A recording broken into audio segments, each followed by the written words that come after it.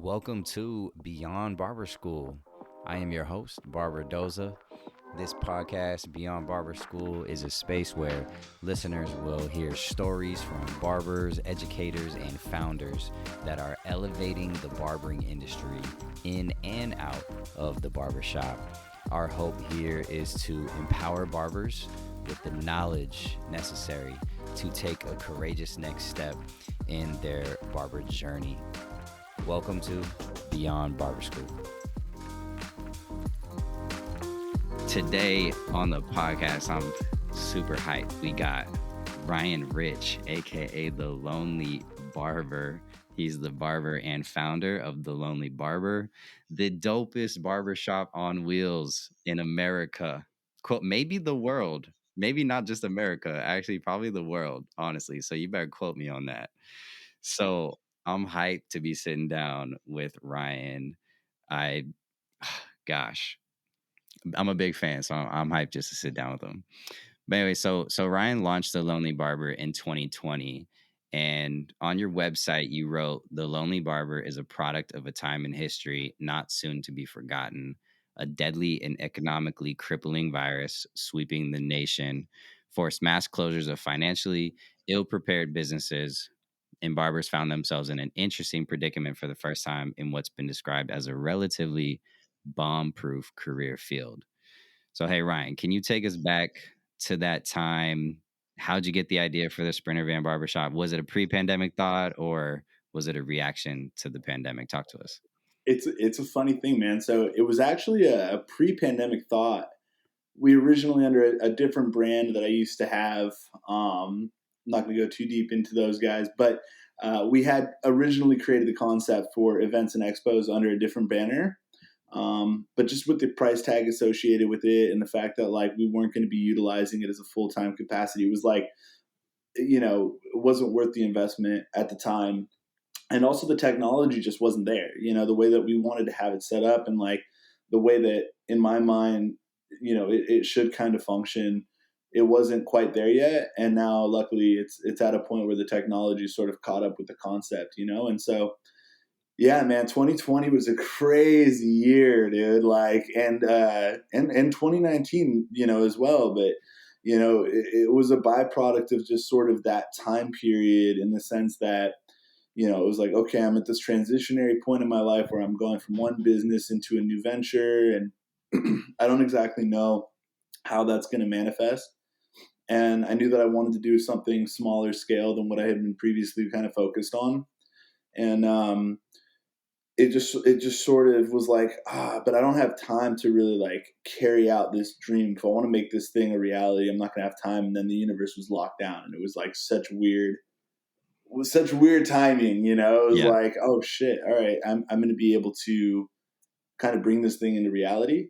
And that was kind of it.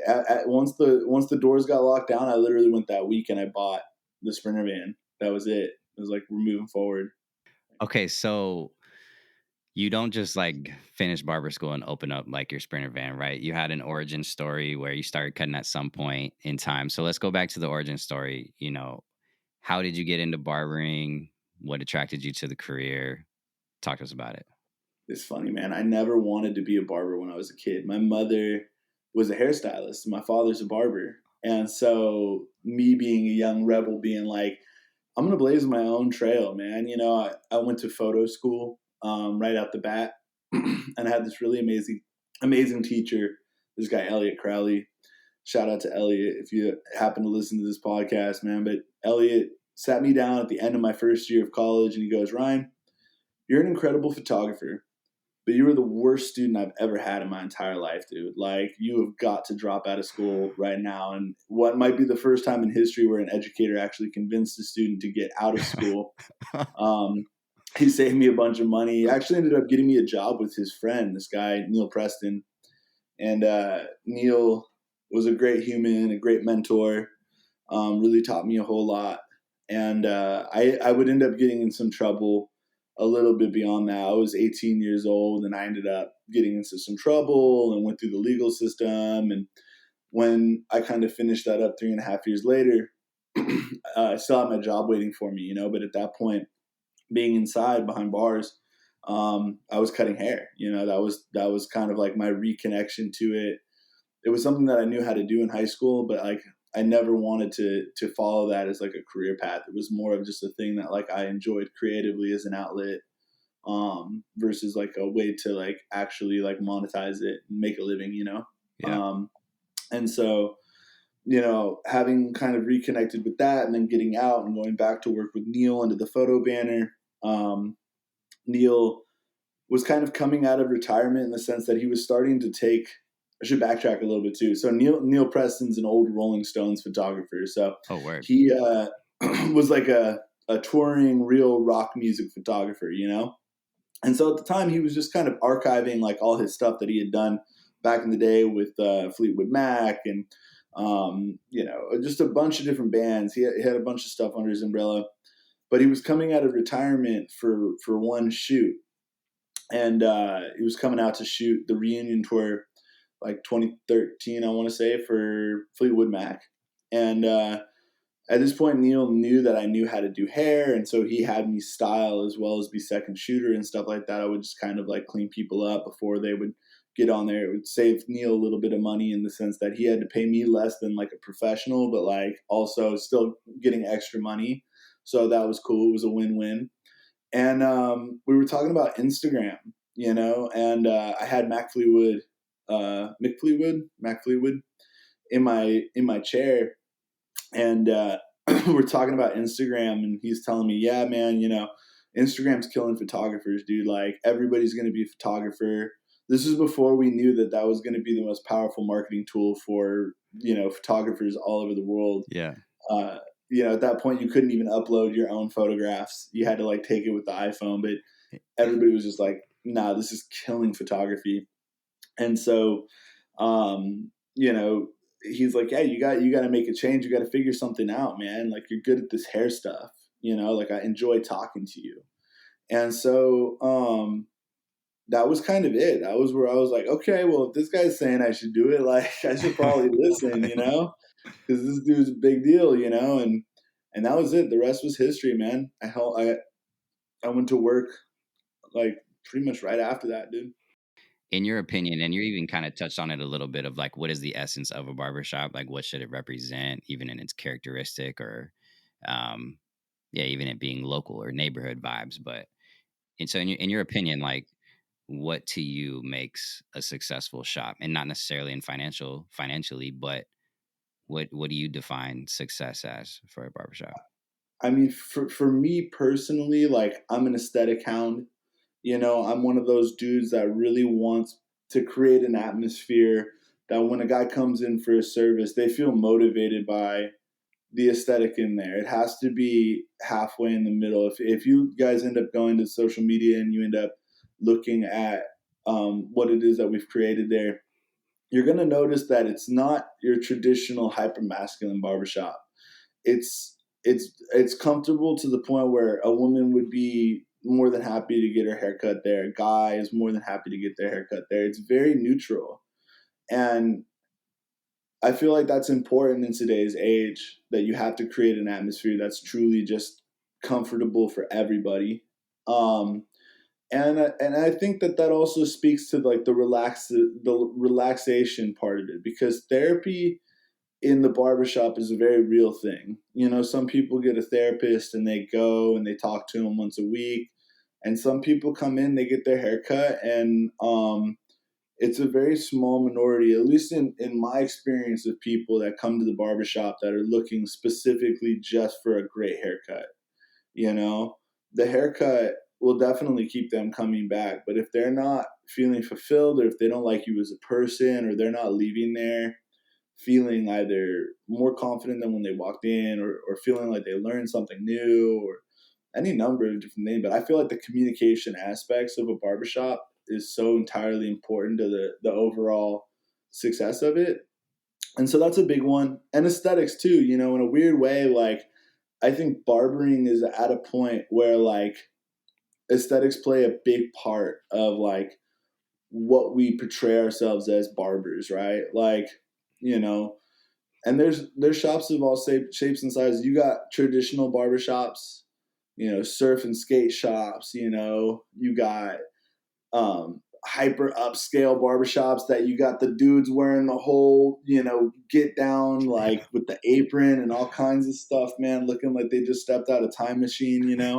Um, and, I try to be somewhere in the middle of all of it, I guess. Mm-hmm. Um, but I really definitely put an emphasis on like any new barbers that are like interested in, well, where should I grow? Target a clientele that's going to support your lifestyle. Don't sit there and do, 30, 40 haircuts a day at $10 a piece, you know, uh, with a 5-minute window, just jamming, Yeah, trying to grind them out. Set yourself up with a clientele that's going to support a price point, that's going to allow you to live comfortably on, 11 to 14 haircuts a day. And they're going to appreciate you more. You're going to be able to give them a longer service, spend more time behind the chair with them. And, you know, um, a big part of that price point, I think, comes with amenities like hot towels and drinks and stuff like that. So sure. definitely cater to the clients. That's the main thing. And a word that you use that not every, I feel like, barber uses is the word aesthetic, which I think does get into the topic of creativity for you. And so, one of your posts, you described yourself as having a lifetime of experience as a creative. When you say you have a lifetime experience as a creative, I mean, obviously, you have a background in photography. Can you expand on what that phrase, a lifetime of experience as a creative, like, what does that mean to you? Well, normally, like back in the day, I would call myself an artist. I got really frustrated when people would call me a barber, because I really considered myself so much more than that. I considered, haircuts as part of the art form and stuff like that. But I'm like, I canvas paint, I shoot photos, I shoot video, a lot of that stuff. I didn't become a creative or switch the term over until I started to kind of expand in business, because I think there's a lot of creative ways to like, expand in business. And so that was when it took a turn where it was like, okay, creative is a great terminology that describes both someone that's an artist and someone that's pushing the envelope, and trying to create new things. And so I think that that's where that term comes from, and the lifetime as a creative is, when I was a kid, dude, I used to do the weirdest thing. I used to make these movies in my head, and I had a tea spreader or whatever. It's like one of those things that you use to spread plastering on Yeah, walls, yeah. and I would jump around in the garage, dude, like bouncing, like literally just bouncing around my garage and just holding this tool, which is probably wildly unsafe, but like that was what I did, and I just would make these movies in my head. So I've always been drawn towards like, you know, art and expression. I've always been drawn to, kind of using my brain as a tool to bring things to life in this world that maybe didn't exist before. And so that's where the lifetime as a creative comes from. Okay. And it makes sense. I mean, when you look at the Lonely Barber branding, like it's out of this world. Like it's so dope.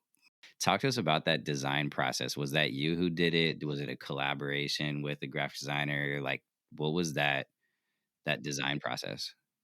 That's my boy Eric, Hardworth Designs on Instagram. Um, he's a designer over at Arbor Snowboards. He Nice. works with a bunch of other cool brands as well, but his primary day to day is with a company called Arbor Snowboards. And I've done all the Arbor guys' hair for years, so Eric was just like a likely fit. He's right there, and he's such a talented artist. And I can't even remember how it came up, but I remember hitting him up and being like, I want a combination of my tattoos, and if you guys go, I know that this is audio, so if you do end up looking at the logo that we're describing, it's the quote unquote all seeing eye. For me, just an eye, the representative of spirituality. For others, very shrouded in mistake, but like a recognizable logo. Now I have that tattooed on the back of my hand right here, and so I have that. I have the scissors on the side of my face right here, which is the scissors going through. And then the Lonely Barber is actually a pretty funny story in itself, dude. The name, the way that came about is I had gone through a breakup with this chick, 6.5 years, and I had one of my special clients, like a guy who's like more of a friend nowadays than like just a business guy, you know. He comes into the shop, just goes, "Hey man, like how are you doing? How are you handling this?" And I'm like, "Dude, you know, like I'm good. Like I'm where I'm supposed to be right now." And he just kind of jokingly says, like, "Are you lonely?" And I was like, "No, bro, I'm never lonely." And he's like, "Well, you should get that tattooed on your face since you have all these face tattoos." And we just started laughing, bro. But I was like, it'd be funny to surprise him with like, if I actually did it, you know? Wow. And so I have never lonely tattooed right here on my forehead, actually. Let's go. And it just sort of stuck. People started calling me the Lonely Barber after that. So I got named the Lonely Barber, which is kind of funny. And then, yeah, I had gone to Eric and said, "Hey, here's the name. I want to incorporate my love of spirituality and the craft of barbering. These are the emblems that are kind of representative to me through that. Do your thing with it." And he was like, "Cool, I'm going to just go ahead and throw these scissors through the eye," you know? And So sick. I got it back and I was like, "Dude, you know what? I love this. Yeah. Let's run it." Let's talk about the process, the van, right? That was a collaborative. You talk about that it was with the Van Speed Shop, right, down in Costa Mesa. So can you walk us through just the process of converting the Sprinter van? Had they converted a Sprinter van to a barbershop before, or was it new for them? Like, talk to us about that process. It was new for them, dude. It was definitely new for them. It was the first one that they had ever done. And Duran had done projects for my friend over at the Camper Cartel before. So I was already super familiar with his craftsmanship. Like, I have no problem paying a high price tag. Yeah. Like, just to make it clear, Duran is not cheap at all. You know, we're talking like 4 or 5 barbershops worth of investment just to get one vehicle that only one person is going to come cut hair out of. It really has to be a passion project at that point. Yeah. And so, but the thing is that like visually it aligns. You know, it's kind of like the Gucci bag of trucks, right? It's like, or like Louis Vuitton, you know, it's like, Mm-hmm. it's a bag, Mm-hmm. but like it's really expensive because it's handmade, it's made with the best leathers. It's like the love is there. You know, when you pick it up, you're like, this thing was loved. Yeah. And that's the feeling that I get from Duran. It's like, yeah, I am the most expensive dude, but I'm also the best. And so, you know, that was a no-brainer to me after shopping around. I went in there and Duran's kind of like, I've never built a barbershop before, dude. Like, I don't even know like what you want. And luckily, like I had already designed a blueprint and kind of like I knew the parts that I wanted to be implemented into it. I knew that I wanted it to be solar. We had some connections with some brands before the thing was built, companies like Illuminous and Zam Solar and Battleborn Batteries, like some of the people that helped us kind of bring this thing to real life, you know, and just through the off-road industry, and kind of made some calls like, hey, this is a good promotional opportunity for you guys as well. We can create content. Like all I'm asking for in return is a little bit of leeway to make this thing kind of become a reality. Mm-hmm.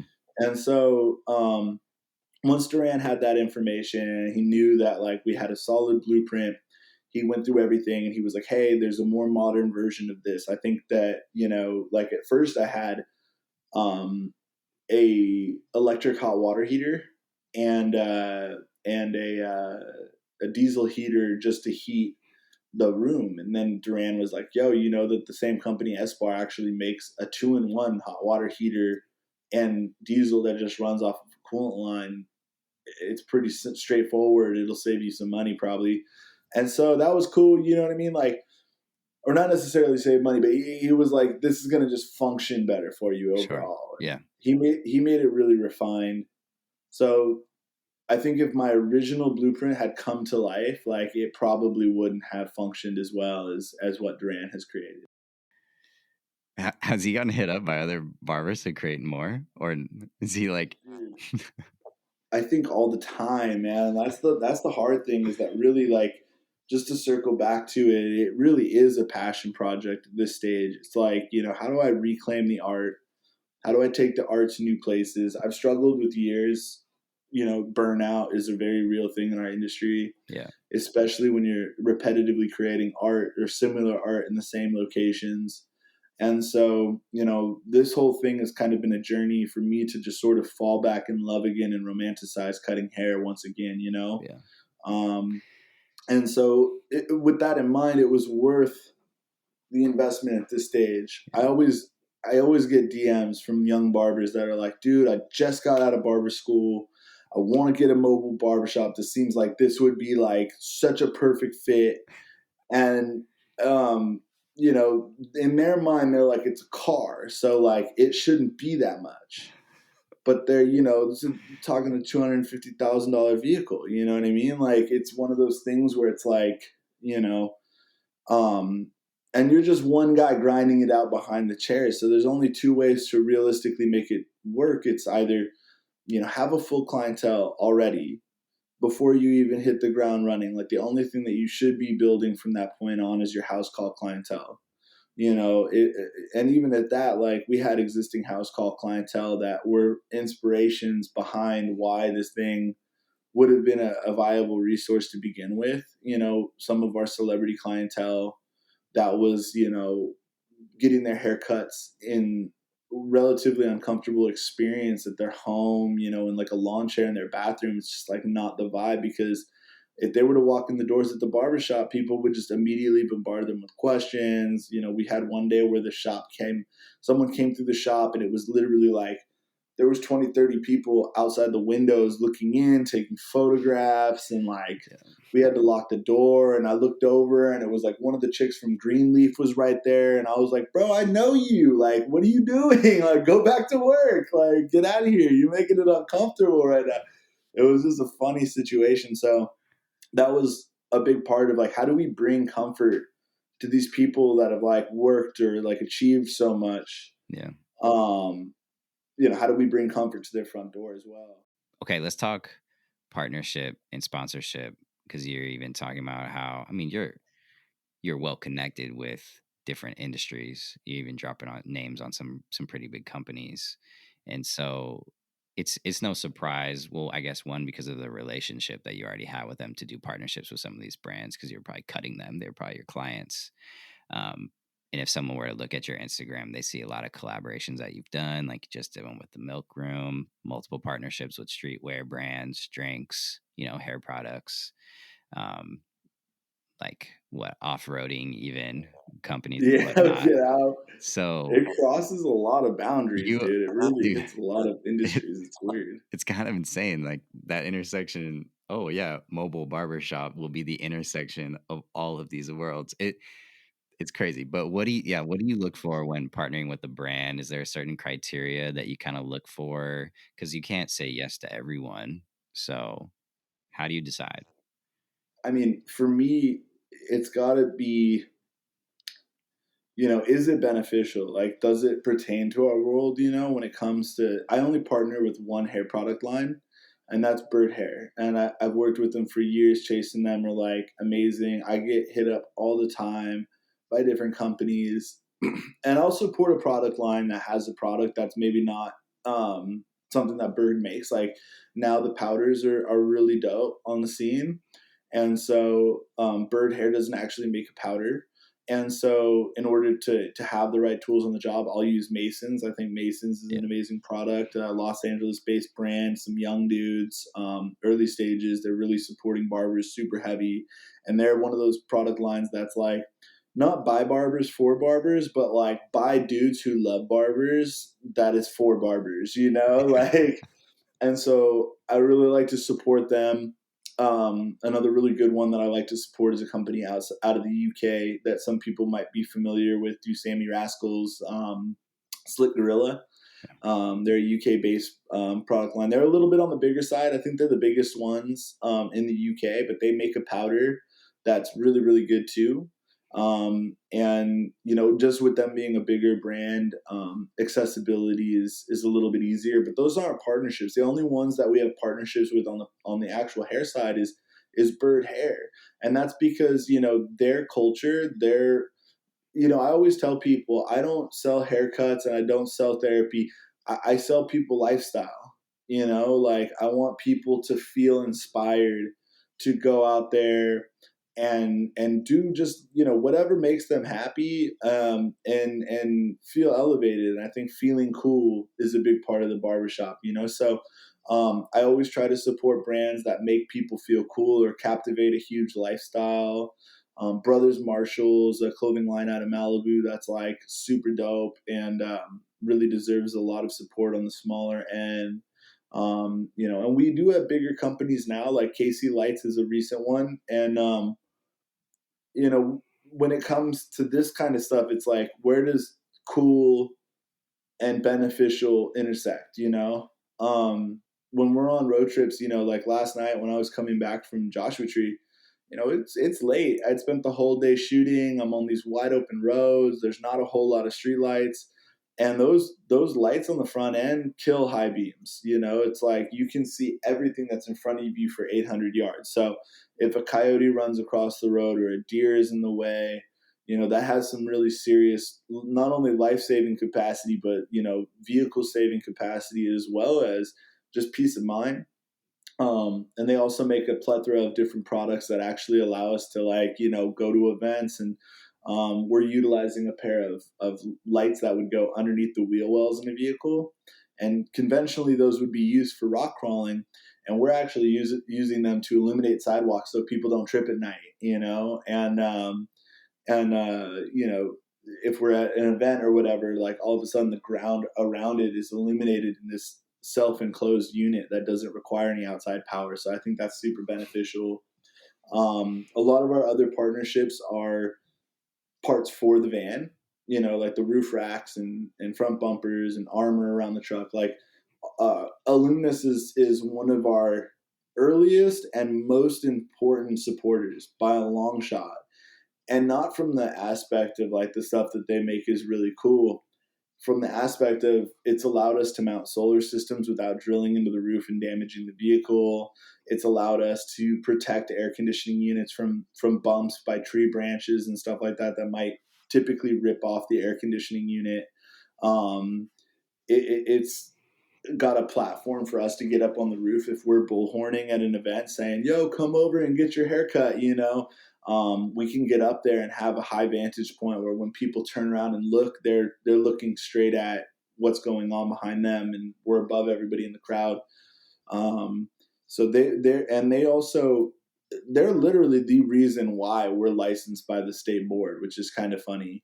They make they make a rear bumper that has some swing out arm. It is really helpful to have a shorter wheelbase. So I wanted to make it as compact as I could while still passing state Yeah. board, and Illuminous allowed us to do that. I feel like as you were sharing about a lot of those partnerships, a lot of it is even that question of like functionality. Like you actually needed the functionality for your van to do some of these things. And so it's not just, oh, are you a cool brand? It's, are you beneficial? Are you valuable to what I'm building here? Is this actually something that I'm going to use or make sense for the business? Which, yeah, so it's not just like, oh, they're going to pay you a bunch of money. It's like, well, no, I'm actually going to use this. It's functional. It's valuable. I use it all the time. Even like the lighting up the sidewalks, like you don't necessarily think about that, but that's huge. You can't have someone falling out, and they're getting out of your van, or can't have someone tripping. Like that's, liability and stuff like that. So It that's is. that's dope.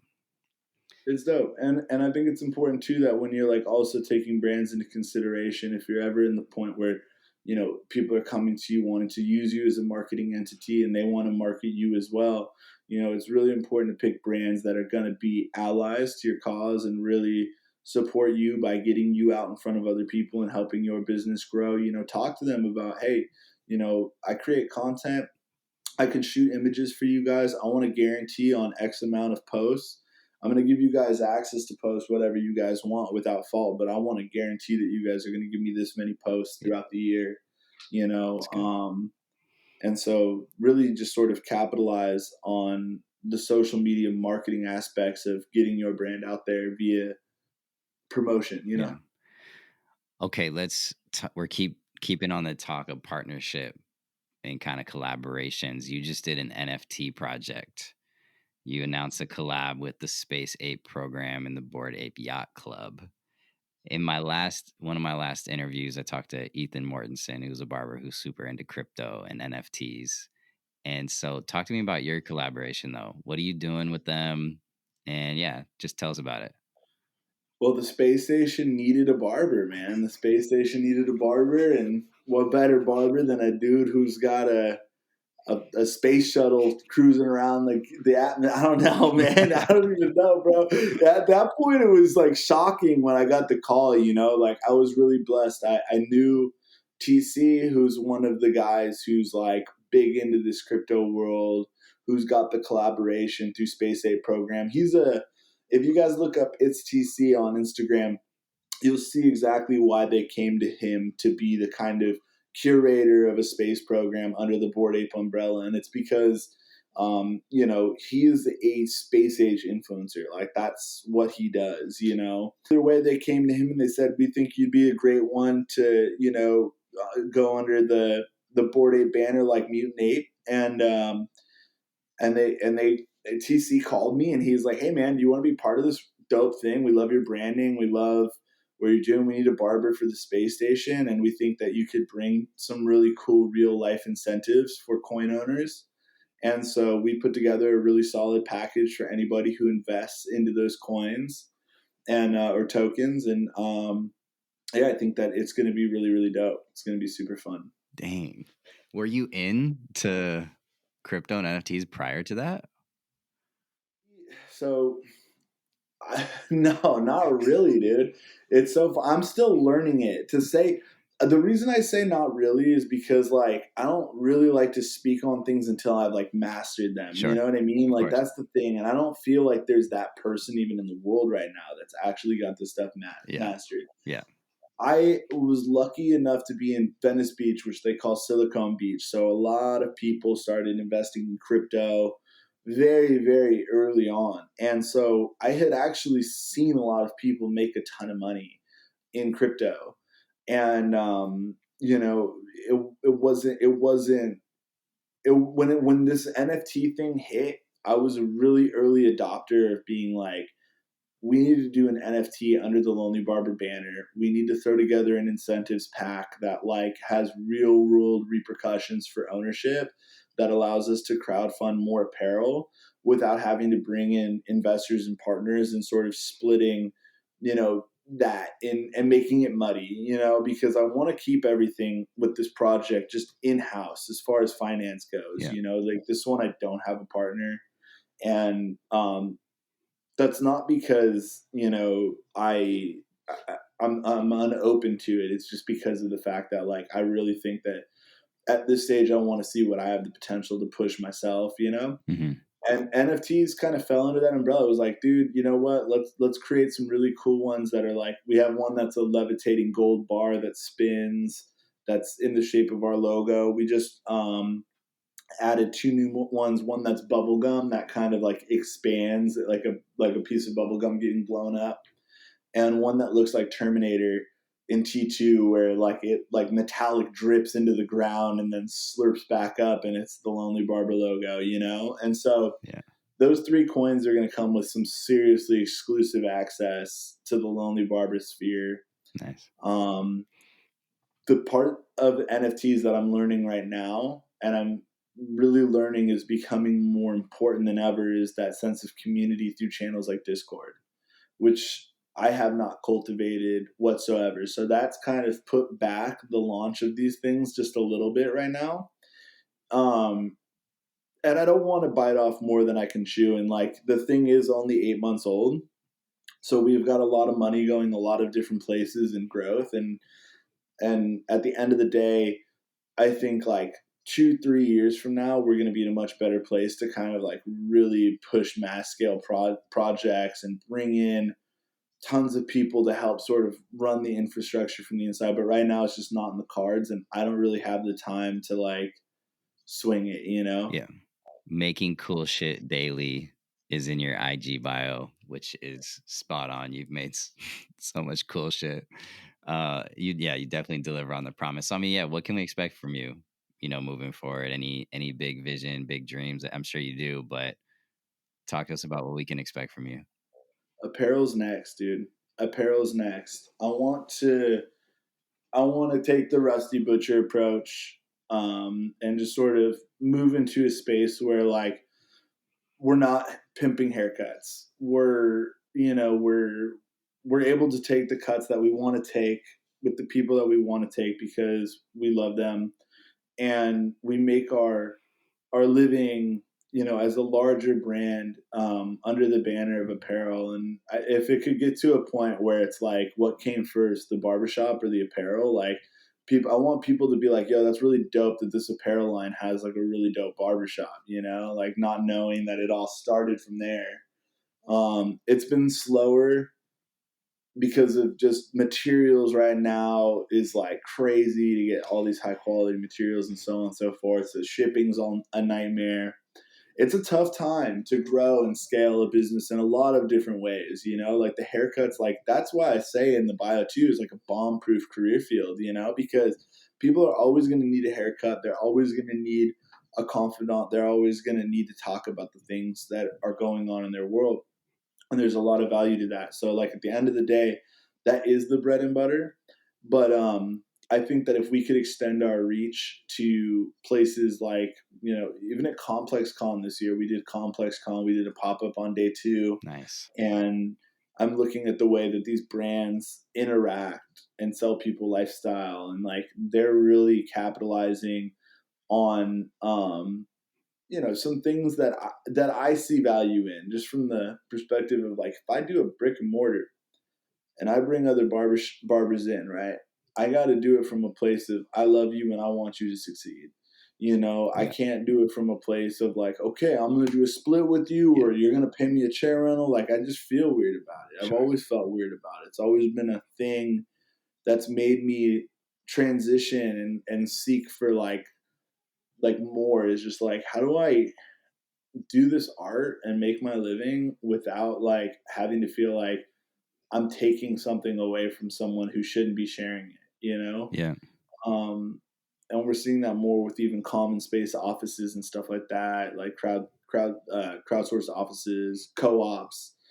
And so I think there's two things. I think apparel will be big in the future. I think there will be a brick and mortar Lonely Barber, a Lonely Barber that's actually in a storefront.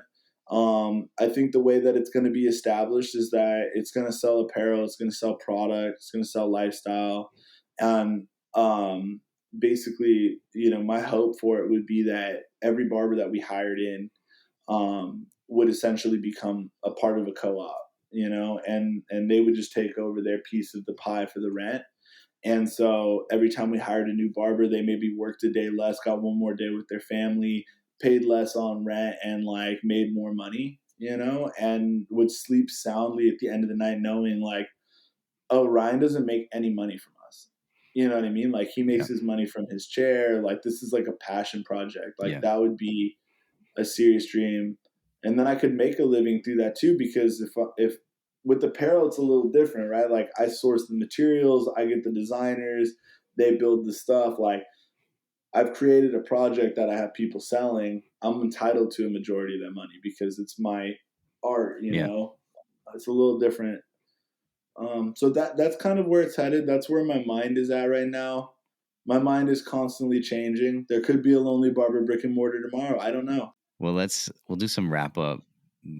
This has been, man, such a good conversation. I've learned a lot, even, and I know people who are listening are probably geeking out and just be like, dang, they have a lot to look forward to beyond barber school.